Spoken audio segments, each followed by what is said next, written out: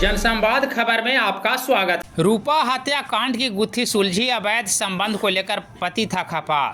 जहानाबाद से बड़ी खबर सामने आ रही है, जहां पुलिस ने 3 दिन पूर्व एक महिला की हत्या की गुत्थी सुलझाने का दावा की है।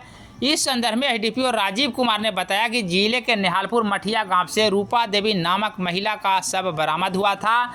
इस मामले में पुलिस कार्रवाई करते हुए हत्या की गुत्थी को सुलझा ली है और पुलिस मामले में हत्यारे पति को भी गिरफ्तार किया है। हम लोगों को रविवार को एक सूचना प्राप्त हुई थी। एक महिला का शव जो है पैन के पास, निहालपुर मठिया गांव है, उसके पैन के पास बरामद हुई थी।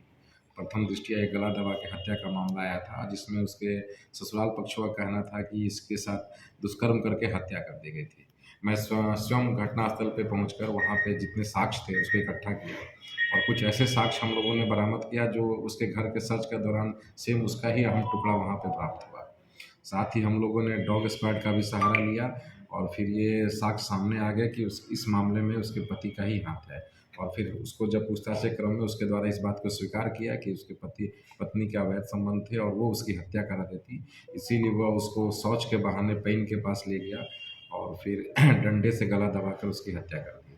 उसकी निशानदेही पे हम लोगों ने इस मामले में, हत्या के मामले में जो डंडा इस्तेमाल हुआ था उसको भी बरामद किया गया है और पति की गिरफ्तारी हुई है।